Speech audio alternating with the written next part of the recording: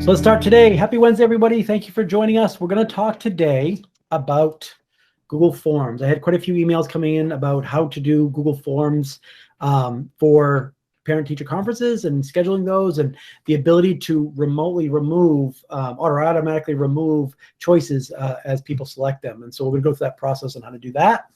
We're also going to talk a little bit about Storytime website. Back in the spring, when we were fully remote as a district, we had quite a few teachers who were recording stories that they read or would read to their class. And so we started to develop a place or a repository for those stories so that if one teacher read one, had it recorded and available, other classes, other grade levels could use those and share them. So we'll go through that process as well. And then I have a couple tips about the Chromebooks. I know some of the elementary grades teachers are just getting new Chromebooks or replacing the ones they've had before. And there's a couple tweaks that I was going to share that I think would make your lives a little easier. So with that, let's start with our Google form. Entire screen here.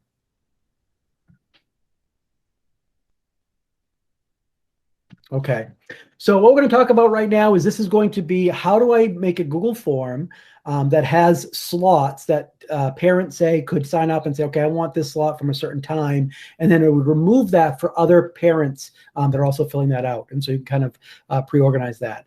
Just so you know, before we even get started, there are apps out there that do similar things. One popular one is called Sign Up Genius, and you can use those. Those are okay. The drawback that I find about those from a user end, from parental end, is they're very messy. Like if you look at them, there's a lot of ads on them. Typically they're free because they're doing ads with them. So they're just pretty cluttered as far as that goes from a user's perspective. But if you want to create your own using Google Forms, what I would do is I'm right in my Google Drive. So we've been before here. I'm going to click New Google Form right here.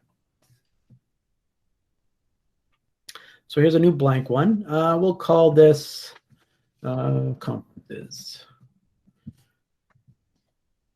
And conferences. And again, this is the type of thing that can be changed at any time. So if you want to come back in, let's say I come up here to the little icon that's supposed to look like, I believe it's supposed to be like a palette. I click on that. If I want to change the color scheme, that's all cosmetic stuff. So you can change it at any time. It won't affect the actual content inside of it. So we're going to ask a couple questions. Now, if you already have the parent's email address, something you already have existing from before or from maybe a previous form, or maybe you've already connected with students. For example, if I was doing high school kids, maybe I would have, if they're involved in the conversation, have them sign up and have them connect the video call with them. I know younger kids, it might be the parent signing up. So I had this question come up this morning, whether or not you require them, the parent, to add an email address or not. So that's up to you. At some levels, that might be a little bit of a deterrent if they're not sure, you know, how to connect that way. But if I wanted to require an email address of my parents, what I would do is up here on the right here on the little gear, click on that. I'm going to go to collect email addresses. So it's going to force them to put an email address, but I have to make sure I uncheck right here, restrict to RSU 19 and trusted organizations. So that means they could put in any email address that they have. So let's say they have a Yahoo address or a I don't even know what, Outlook address or something else. Whatever they have would work there, but it is going to force them to add that in. Click Save. So here's the email address. And then I'm going to come down here to, we'll say, student's name. And one thing you'll notice there, when you type in something like that, when I type in the word name, it automatically changes the type of question. It went from multiple choice to a short answer. That's kind of the computer trying to think for you a little bit. And sometimes it's okay. Sometimes it works. Sometimes it doesn't. But you can always come over here. Let's say I really wanted it to be a checkbox or a paragraph or something else. I can always come over here and adjust it if I needed to. But I do want a short answer. I also would recommend requiring it. If you don't require a question, it will probably be, you get a lot of blanks. It just happens, right? So student name, that looks pretty good. I'm going to ask the guardian's name too. Even though I have the email address, who knows what that email address might be? It might not have their name in it at all. So I'm just going to copy this student name question I already have right here, and I'll make a duplicate of it. And now I can say guardian's name. And again, so this is going to give one short answer. If you want the full name, generally speaking, if I'm going to ever sort this information by, let's say, last name, first name, that kind of thing, if I want to sort it, I would actually specifically ask for them separate. First name is one question, last name is another question. If I'm not worried about that, if I don't, as far as, you know, organizing them or sorting them that way, then you can do it in one, but you may want to say in here, hey, I would like your full name, please. So down here on the right, there's these 3 dots. I can click on this. I can choose a description, and it'll be a little bar right here, and I can say, example, John Smith. And John knows I always use, John's one of our teachers in middle school. I always use him as an example just because I always use John Smith. So here we are. We have an example that way. Hopefully they'll put their first and last name. It's not super helpful if they put an email address that you don't recognize. They put a student in that said, you know, Billy, and they put a guardian's name that just said, you know, Joe. So it doesn't really give all the information. So that looks pretty good. Yep, there's John. Should I spell it like you, John? Here, I'll do it like actual how he spells it. There we go. John Smith. I always use that as my exemplar. All right, now let's get to the meat of this. Let's get into the actual question with times that we want to remove. I'm going to click a new plus over here, this little plus with a circle around up the upper right. The type, so let's say select a time, please. Okay. So if I click on this, doing a little bit more research into it, you're actually going to want to choose a drop down as far as what type of question here. So drop down, I'm going to make it require. They have to choose something. And this is where I'd put in my choices. So I'm not going to get too fancy with this, just to show you how this works. I'll say from 3 to 4, from 4 to 5, whoops. From 5 to 6, and I'll probably call it good. Now, obviously, you could put as many you want in here. You could make them, you know, from 2:30 to 3:15, to 3:15 to 3:30, or whatever you want for slots. You can adjust those in here and add them as you go. But I would do that ahead of time, take the time to put those slots in there. The reason why you want a drop down rather than a multiple choice, and this is something that's to be very aware of. It's not super likely it could happen, but just know that it could happen. If I'm a parent or guardian and I started the process, I went in here and I pulled it up and I said, okay, I want the 3 to 4 slot. And so I put that in, I chose that. But I haven't clicked submit yet. I haven't actually entered it yet.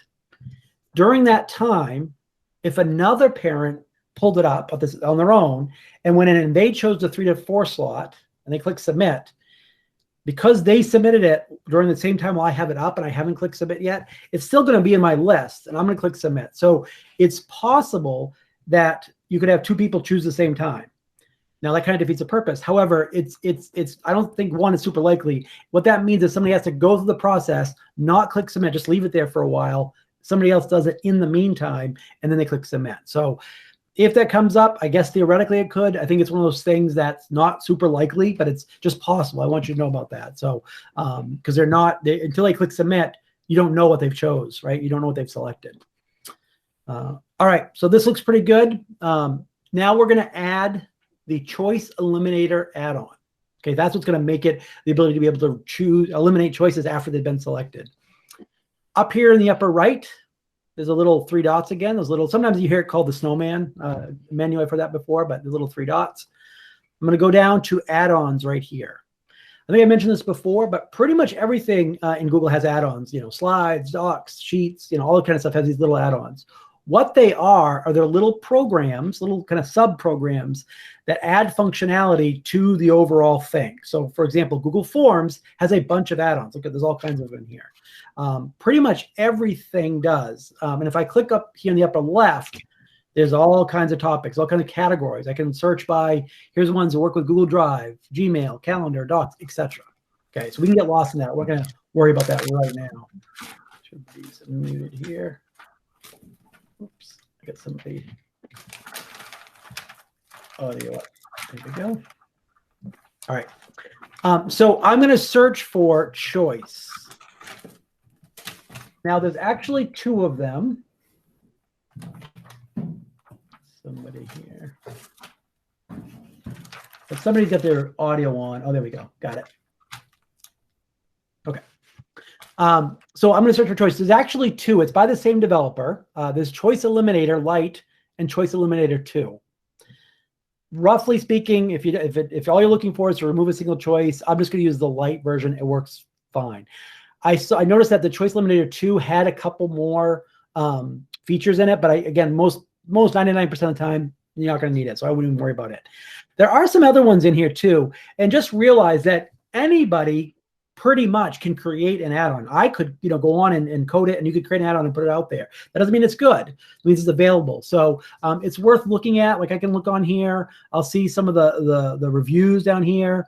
If things aren't working, like I'll show you one that happens that it seems to like go off and on, and I'll explain how that works. But you should be able to get it. Come in here. This looks pretty good. Individual install is what you'll have. This is one that I'll push it out, and it'll just be for me. As administrator, if I wanted to push a domain install, that means that everybody in the domain who uses forms, it would pop up for. We're very, very careful about doing that. We do that for very few things because we don't want to get too many, right? It's easy to get too many. But as you're working with add-ons as a teacher, if you contact the tech department and say, hey, I found this really awesome add-on, I really think that every student in the district should have it, or every teacher, let us know. We'll certainly play with it and kind of make a call there if it's something that we think everybody should have because it's so useful. I'm going to click individual install right here. I'll click continue. It's going to connect to my account. Yep, there's my account right there. I have to allow it. I know sometimes people ask like, geez, what am I allowing? What are all these kind of terms of service? What's going on here? What's happening here, if you actually look through this, you'll see what it's doing is saying, look, if you want me to be able to adjust, take away, eliminate one of the choices in your Google form, I need to have access to your Google Forms. That's basically what Drive is right here. So if you're worried about those, you can certainly look through them. But generally speaking, it's okay. That's why they're in the marketplace there. Here it is. Good, cool. It's in there. I'm click done. I'm going to close out this window right here. Now that I've done that, up here in the upper right, if it wasn't there before, you'll see looks kind of like a little puzzle piece in the upper right up here. So I can click on that. And now I have a couple different choices on here, but here's my choice Eliminator Lite, the one that I just selected. Click on it. It will pop up. I can configure it. Yep. This note here, and you go ahead and read it if you want in your time. Basically, what it comes down to is that it really recommends you use that pull down, the drop down, rather than multiple choice. And it's for the same reason. It's for the same reason that if two people are on at the same time.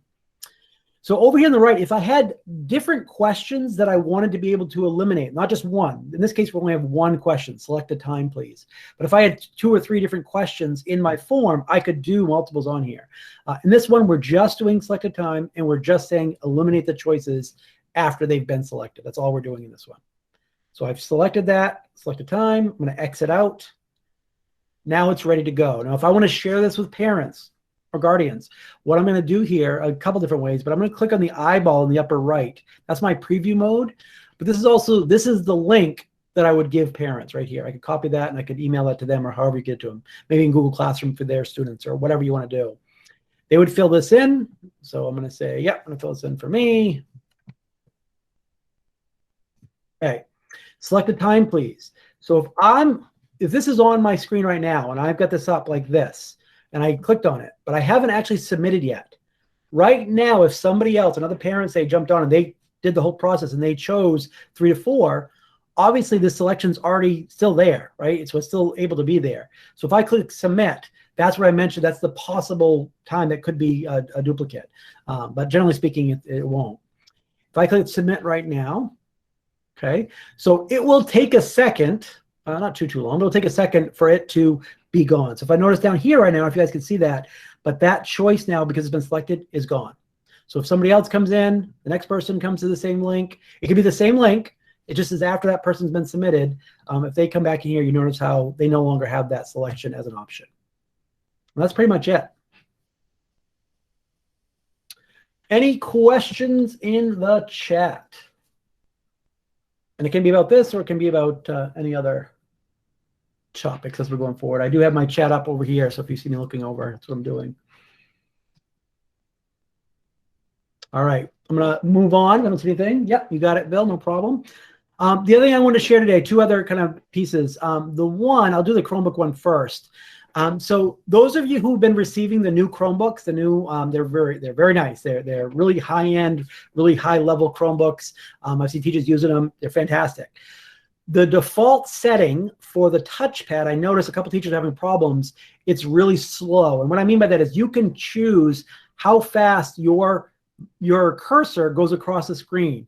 Does it take a couple times to go across? Is it slower? Is it faster? whatever, that's up to you.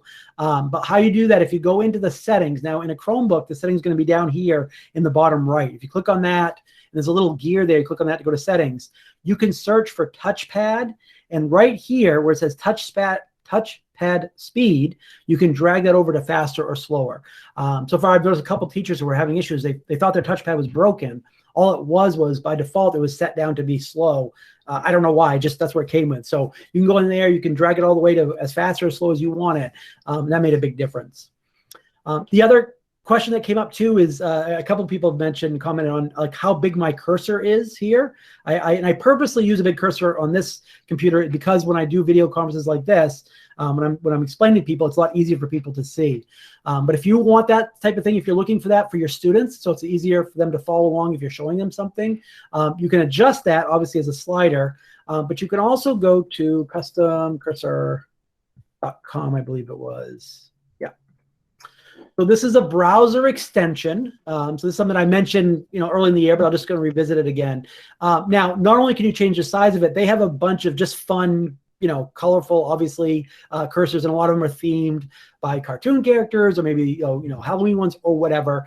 So the benefit of these are just that they're kind of fun. They might, get, especially younger kids might be more interested in following along, and they might be easier to see. So if I have a red lollipop here, that might be a little bit easier to just see visually. So these are all free. You can install them, and you can change them back at any time, back to your default. So just kind of a fun add-on that I think, gets kids more involved and gets them excited to be joining us virtually. All right, the last thing I'm going to share today, if there aren't any questions, is about story time. So this started actually in the spring. I'm talking with Miss Flannery at the high school, where they had the Newport Cultural Center was doing live. They had been doing live readings with kids, like on, I think it was on Fridays. Pre-K kids or younger grades would come and they would do book reads. And of course, when COVID hit and so everybody was remote, that kind of changed. And so we started looking at doing that remotely, doing that through video conferencing, same idea. Also, at the same time, our own teachers, this is generally younger teachers, but younger students, but we're also recording themselves either audio or video or both to be able to share, books they've read. And so we created this document right here. I'll throw it in the chat if you're interested. I'll share the link with it.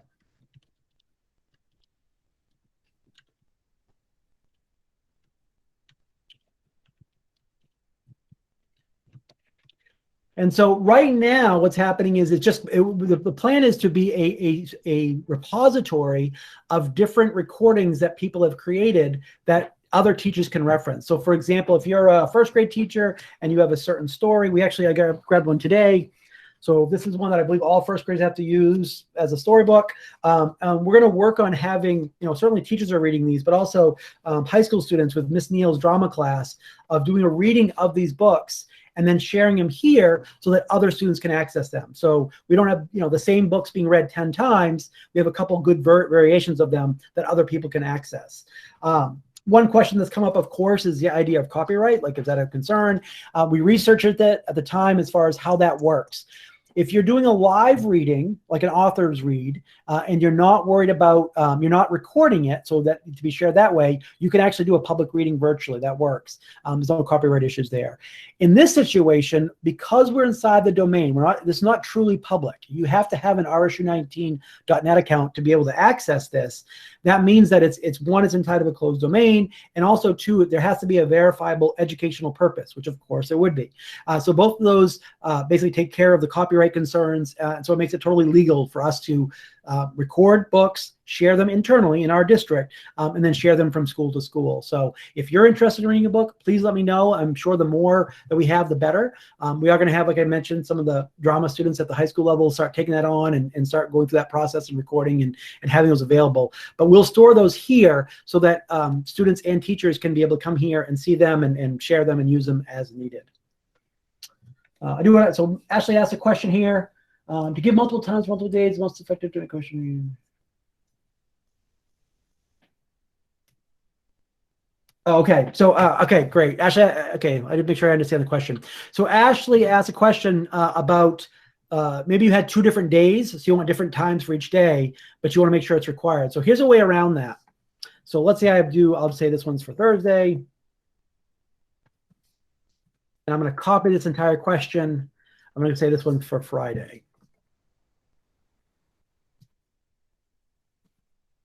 Okay. So if I had 2 different days as questions and I had a number of different slots here, obviously I can't make them both required because they may only want to come on Thursday, but it's going to say, hey, you have to have something on Friday. And I can't put in, no, I'm not coming on Friday because it would remove that, right? So what you can do, there's 2 different ways. You could turn them both off required. That's one option. That's probably the easiest one. The drawback of that is that doesn't mean that they have to select anything. They could just leave it blank. And, and this happens, anytime you collect data, the garbage data comes into it. People put in the wrong thing or whatever. It's just the nature of collecting data like this. The other option is to do this. And this is kind of a fun side jag, but this is also a useful tool if you're using forms for other things. If you add the question, I'm going to put it up here, and it's a multiple choice. And I'm going to say, please select the day of the week you want. Okay, so I'm going to have a couple different days of the week, and I'll add all these right here. So it asked me to add Monday through Friday. Okay, so the first question can be, again, this is a multiple choice question. It can be, okay, which day of the week would you like? And then I'm going to make a different section for each of the days. So I'm going to click over here on the right, this little 2 lines here at the bottom here, add a section.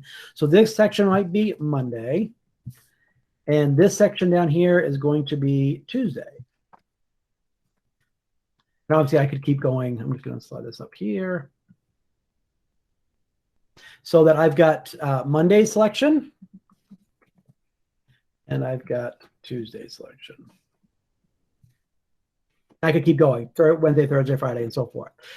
So these are each sections. The reason why I do that is up here, I'm going to click on the 3 dots in the lower right-hand corner, go to section based on answer. This is kind of a branch logic. So the question is which day of the week you want, and depending on which day they choose, if I click on that, now I can say which section do you want to go to? Okay, well, if they choose Monday, I want to go to the section called Monday. If they choose Tuesday, I want to go to the section called Tuesday, and so forth. Right? So they have to choose one. I would require that. They have to choose one, and it will send them to one of these other options over here. In this other option, I can actually choose both of those to required, and it's not going to force them to do both of them. It's going to choose whichever section you're in. This is kind of a handy feature of Google Forms.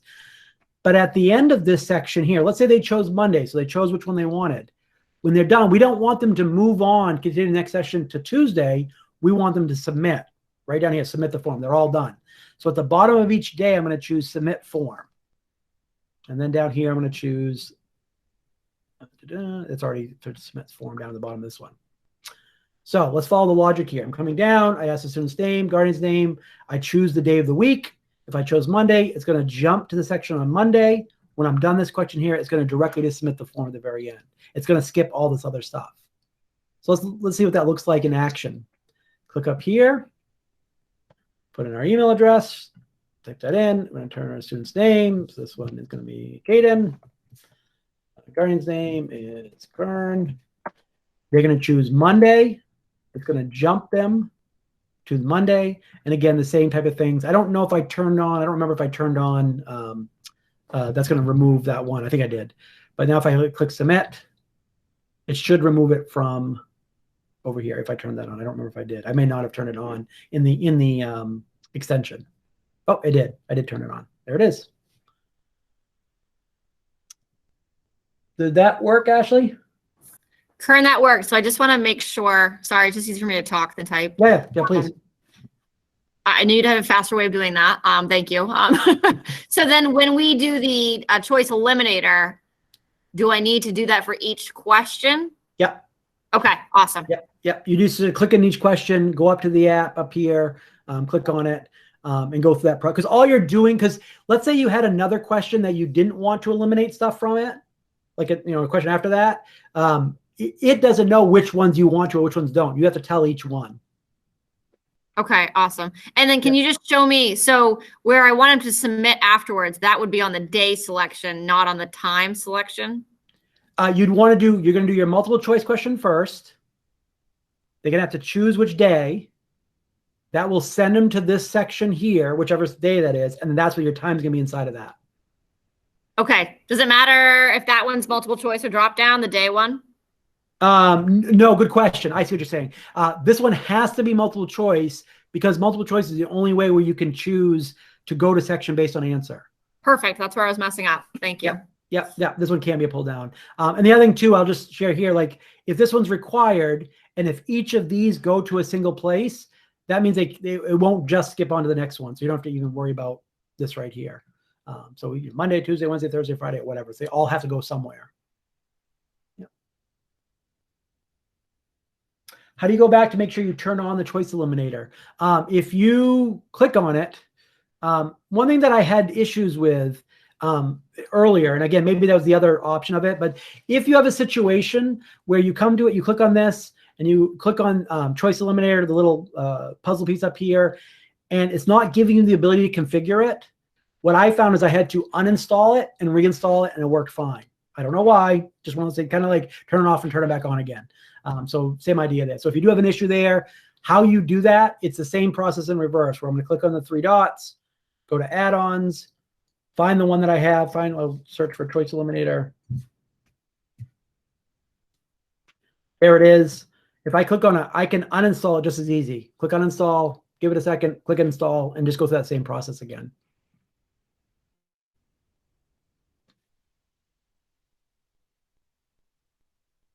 All right, awesome. So with that, I don't think there's many other questions. Stop presenting here. And jump to everybody. All right. So with that, hope everybody's having a good week. We didn't get a student presenter today. I had one lined up, but it didn't work out, but we do have one lined up for next week. Ryan Bell is going to teach us about Google Sites. He's doing a project right now where he's using that. So he's going to present on how do you create a site, how do you edit it, how do you do stuff with it. That will be on the docket for next Wednesday, as well as other things that come up between now and then, questions that are asked. So thank you guys all for joining. This will be recorded just like always and be posted on the same link, the bit.ly/RSU19 support. See everybody next Wednesday. Have a good week.